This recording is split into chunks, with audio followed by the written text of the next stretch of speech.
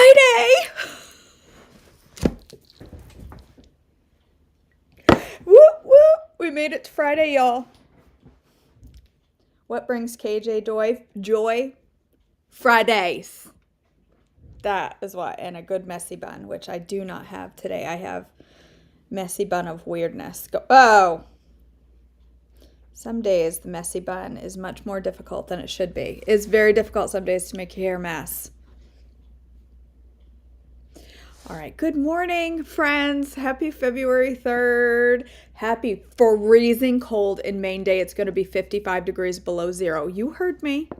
55 below, under where it should be, okay? 55 below today and tomorrow with the wind. And next Wednesday, it's going to be 45 above, which means we're going to have a 100-degree swing in 5 days. That's not okay. Who do I talk to? I want to speak to the manager. All right. February 3rd. I have no idea what that is in Celsius because I live in Maine and we speak Fahrenheit here. Let's see. What is negative 55 F in Celsius? Let's find out. That would be 68. Oh no, that's not right. I have no idea. It's converting 155 degrees. I don't know. Does anybody know? I don't want. I need to know. Negative 103.889. Be 103 below zero. Or below. How do you say it up there? We say below zero. Do you say below 50? Like, what do you say? So that would be a negative 100 degrees. Enjoy. That means that your parts snap off when you go outside. When you walk outside, things snap off. Just things just break right off. Okay. All right. A plague of blood. Exodus 7:14 through 25, 1446 or 1280 BC. Then the Lord said to Moses, Pharaoh's heart is stubborn, and he still refuses to let the people go. So go to Pharaoh in the morning as he goes down to the river. Stand on the bank of the Nile and meet him there. Be sure to take along the staff that turned into a snake. Then announce to him, The Lord, the God of the Hebrews, has sent me to tell you, let my people go, so they can worship me in the wilderness. Until now you have refused to listen to him. So this is what the Lord says. I will show you that I am the Lord. Look, I will strike the water of the Nile with this staff in my hand, and the river will turn to blood. The fish in it will die, and the river will stink. The Egyptians will not be able to drink any water from the Nile. Then the Lord said to Moses, Tell Aaron, take your staff and raise your hand over the waters of Egypt, all its rivers, canals, ponds, and all the reservoirs. Turn all the water to blood. Can you imagine? I gag when there's blood pooled on the bottom of my hamburger tray. And when I take meat out of the fridge and there's a little corner of blood pooled in the bottom, I'm like, the whole time. So can you imagine? KJ would not do well surrounded by a river of blood. Everywhere in Egypt, the water will turn to blood, even the water stored in the wooden bowls and stone pots. So Moses and Aaron did just as the Lord commanded them. As Pharaoh and all of his officials watched, Aaron raised his staff and struck the water of the Nile. Suddenly, the whole river turned to blood. The fish in the river died. Water became so foul that the Egyptians couldn't drink it. There was blood everywhere throughout the land of Egypt. But again, the magicians of Egypt used their magic, and they too turned water into blood. So Pharaoh's heart remained hard. He refused to listen to Moses and Aaron, just as the Lord had predicted. Pharaoh returned to his palace and put the whole thing out of his mind. Then all the Egyptians dug along the riverbank to find drinking water, for they couldn't drink the water from the Nile. 7 days passed from the time the Lord struck the Nile. A plague of frogs Exodus 8, 1 through 15. Then the Lord said to Moses, "Go back to Pharaoh and announce to him, 'This is what the Lord says. Let my people go, so they can worship me. If you refuse to let them go, I will send a plague of frogs across your entire land. The Nile River will swarm with frogs. They will come up out of the river into your palace, and even into your bedroom and onto your bed. They will enter the house of your officials and your people. They will even jump into your ovens and your kneading bowls. Frogs will jump on you, your people, and all of your officials." Excuse me. Then the Lord said to Moses, "Tell Aaron, raise the staff in your hand over all the rivers and canals and ponds of Egypt, and bring up frogs all over the land." So Aaron raised his hand over the waters of Egypt, and frogs came up and covered the whole land. I would not enjoy this either. KJ would not enjoy that. But the magicians were able to do the same thing with their magic, so they too caused frogs to come up out of the land of Egypt. Then Pharaoh summoned Moses and Aaron and begged, "Plead with the Lord to take the frogs away from me and my people. I will let your people go so they can offer sacrifices to the Lord." "Set the time," Moses replied. "Tell me when you want me to pray for you, your officials, and your people. Then you, your house, and your houses will be rid of the frogs. They will remain only in the Nile River." "Do it tomorrow," Pharaoh said. "All right," Moses replied. "It will be as you have said. Then you will know that there is no one like the Lord our God. The frogs will leave you and your houses, your officials, and your people. They will remain only in the Nile River." So Moses and Aaron left the Pharaoh's palace, and Moses cried out to the Lord about the frogs he had inflicted on Pharaoh. And the Lord did just what Moses had predicted. The frogs in the houses, the courtyards, and the fields all died. Even better. Not just slimy frogs jumping around, but slimy dead frogs. So much fun.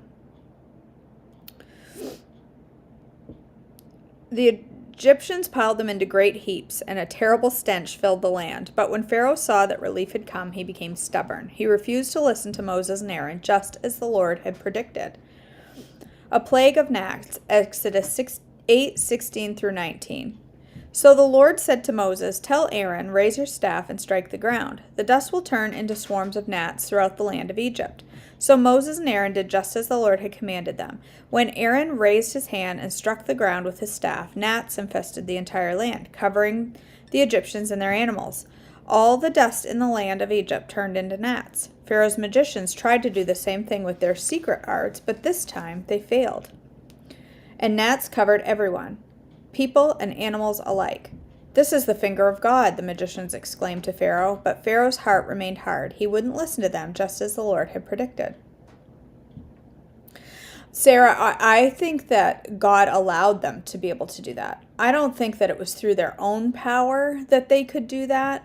I think that the reason the magicians could do that was because God allowed them to. He gave them that ability for this purpose, so that when he took it away, it would be clear to Pharaoh this was God. And that's exactly what he said. This is the finger. Well, that's what the magician said first. This is the finger of God.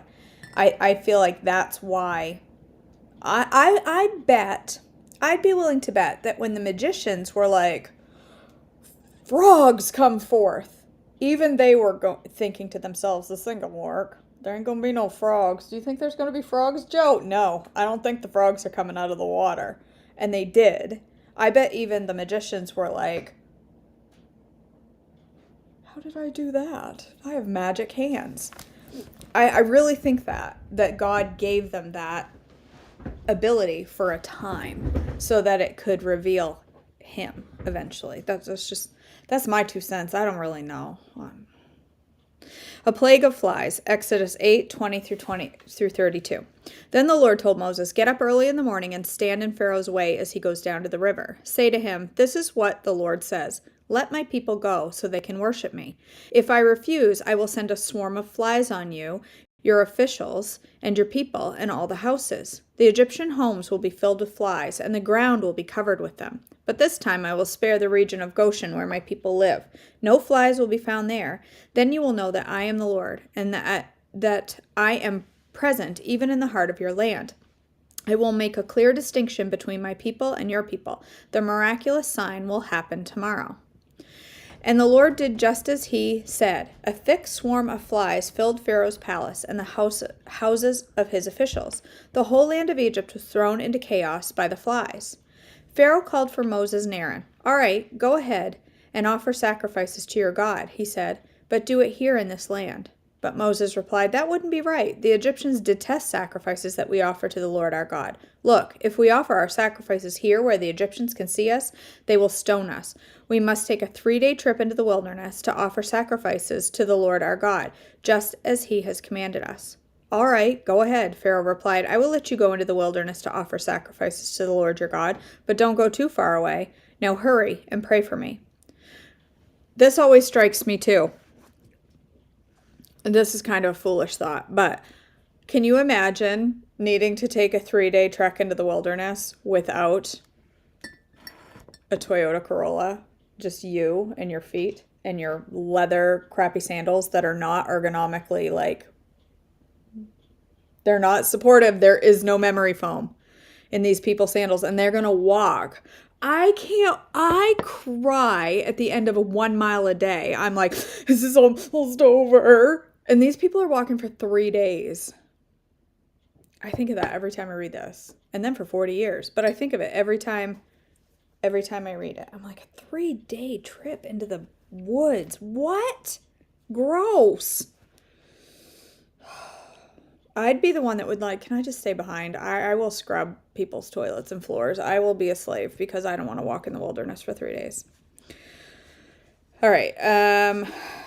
Moses answered, "As soon as I leave you, I will pray to the Lord, and tomorrow a swarm of flies will disappear from you and your officials and all of your people. But I'm warning you, Pharaoh, don't lie to us again and refuse to let the people go to sacrifice to the Lord." So Moses left Pharaoh's palace and pleaded with the Lord to remove all the flies. And the Lord did as Moses asked and caused the swarm of flies to disappear from Pharaoh, his officials, and his people. Not a single fly remained. But Pharaoh again became stubborn and refused to let the people go. A plague against livestock, Exodus 9, 1-7. "Go back to Pharaoh," the Lord commanded Moses. "Tell him, this is what the Lord, the God of the Hebrews, says. Let my people go so they can worship me. If you continue to hold them and refuse to let them go, the hand of the Lord will strike all your livestock, your horses, donkeys, camels, cattle, sheep, and goats, with a deadly plague. But the Lord will again make a distinction between livestock of the Israelites and that of the Egyptians. Not a single one of Israel's animals will die. The Lord has already set the time for the plague to begin. He has declared that he will strike the land tomorrow." And the Lord did just as he had said. The next morning, all the livestock of the Egyptians died, but the Israelites didn't lose a single animal. Pharaoh sent his officials to investigate, and they discovered that the Israelites had not lost a single animal. But even so, Pharaoh's heart remained stubborn, and he still refused to let the people go. A plague of boils. Yes, yippee. Exodus 9, 8-12.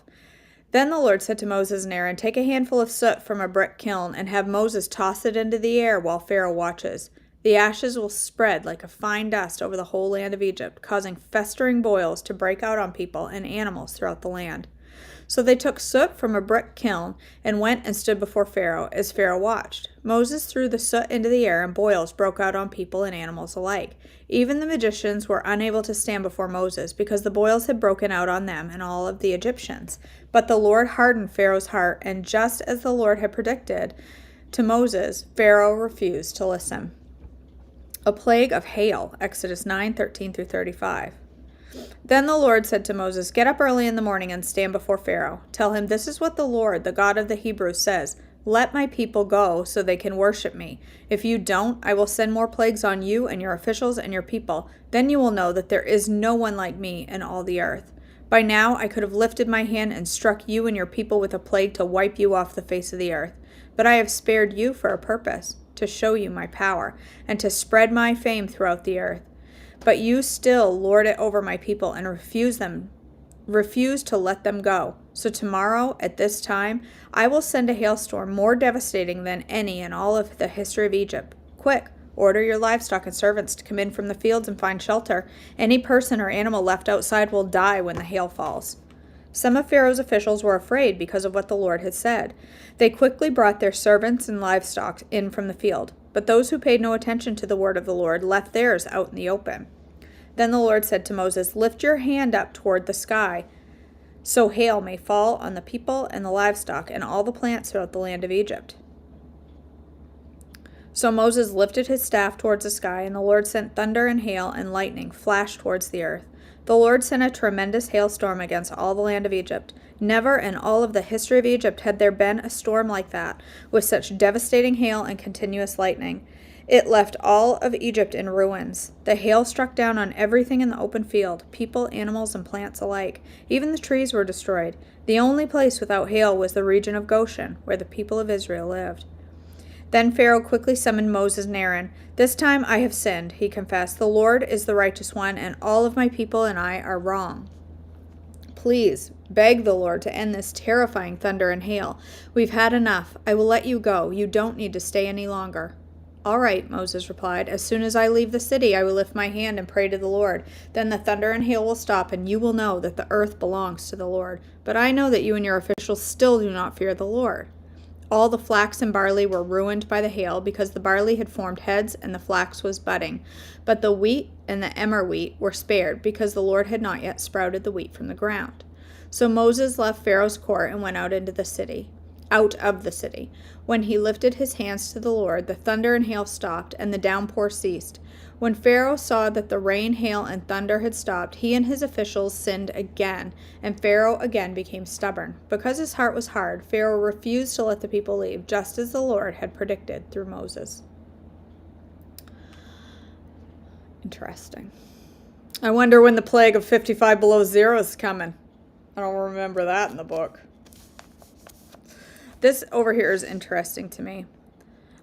He's talking to Pharaoh. "I have spared you for a purpose, to show you my power and to spread my fame throughout the earth." Pharaoh was a nut job. Pharaoh was a hateful, evil man. We often think, why does God let somebody evil survive? Why does God let somebody who's doing evil things survive? Whether that is some rando that we've never heard of who does murderous, horrible things and makes national news, or whether that is a political leader, or whether it is whatever. What we always ask, why does God let somebody like that survive? Why doesn't God wipe somebody like that out? Why is it always we hear of some horrible accident where somebody that we think they're good, why did they have to die that way? Why would God allow something like that to happen to good people, and then somebody horrible allow it, something bad? His ways are beyond our ways. We don't have to understand it all, you guys. We don't get to understand it all. That's not the privilege of us right now. We don't get to understand why God does what God does. We think we need to understand it all, and we think we have it figured out, and yet we don't. That's not our privilege right now to know. But this sentence right here, "I have spared you for a purpose, to show you my power." That's an important line. That's an important line. God uses all sorts of people. God doesn't just use the preacher up on, the mega church stage. God doesn't just use the Billy Grahams of the world. He uses them, but he doesn't just use the Billy Grahams of the world to spread his power and to spread his fame. He uses the evil people in the world. He used people in our history that were of ultimate evil, that were pure evil. He uses them as well. I just think that's interesting. I think God uses, there's the philosophical question that we can't understand because we're human and we don't get to understand. That why, if God knows everything from beginning to end, if God knows the entire future, which he does, if he knows the end of the story, then why would he allow people to be born that would only bring evil to the earth, that would go to hell, that were, he knew they would never make a decision to follow him. They go to hell. Why would somebody allow Why would God, a loving, caring God, allow somebody to be born who he knew was never going to serve him and who was going to go to hell? Why would he allow them to be born just to go to hell? And it's that verse right there. He uses everything is within his purpose, and he can use anything. I don't get to understand it. That's not my role. If I understood it, I'd be God. And I'm not. FYI. All right. February 3rd. Releasing control to God. From Christine Kane. I didn't hit my thingamajigger. Day 34. All right. Releasing control to God. Google says it's 103, Sarah. Why does Google say it's 103? Oh, negative 155 is what I typed in there. That's why you're like, that's not humanly possible. Well, that's because I typed the wrong thing. Yes, it is cold. It is. 55 below. It's a bit nippy. All right. I am like an olive tree flourishing in the house of God. I trust in God's unfailing love forever and ever. Psalm 52:8. You might think you have to protect yourself from broken trust, betrayal, or pain in relationships by grabbing too tightly to control in an attempt to avoid further hurt. It's a natural reaction. You may too readily want to share what you've learned in hopes of helping someone avoid what you have suffered. Neither course of action is healthy or helpful. God offers another, more balanced way. A healthy approach to relationships is to love others enough to let them make their own choices instead of succumbing to your need to control and insisting on your choices. And yes, this means trusting people despite the fact that your trust muscle has been strained, if not torn. It also means trusting in God's unfailing love, trusting that he will be with you whatever impact other people's decisions have on you. Psalm 52:8. As you learn to trust God to keep you through everything, you learn to relax and let go of control. Doing so will bring you the peace you were trying to grasp in your own strength. So take this step of unshakable faith. Trust God. Trust others to God. And let go.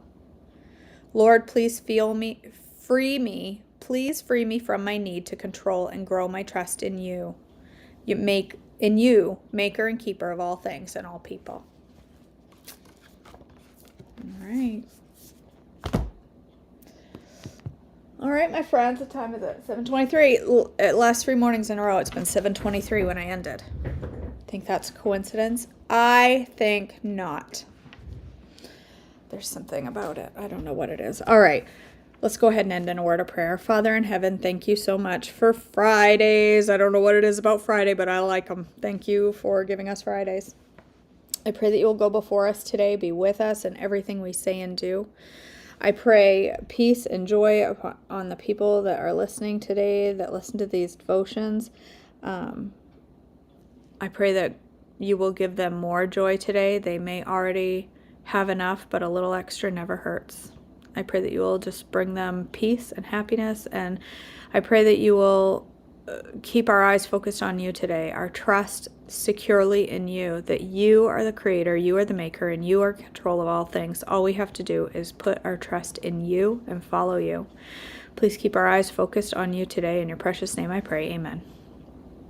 Okay, my friends. All right, I'm going to make breakfast this morning. This morning I'm going to make what I had for lunch yesterday, which blew my mind. Y'all are going to go, what? I can hear Bonnie clap now. What kind of desecration is this? Yesterday I made, I feel weird even saying it, chicken teriyaki oatmeal. Okay, I know it sounds crazy, but I'm telling you right now, it is thebomb.com. It was amaze balls. I am making it again this morning so you can see what I did. It is crazy good. And you are going to love it. And you're going to go make it. You're not going to say, oh, teriyaki oats, that's weird. No. You're going to make it and fall in love and be like, that KJ, she's an oatmeal genius. See? You're going to love it. All right. I love you so much, guys. I hope you have a blessed Friday, and I really hope to see you for breakfast. Have a good day.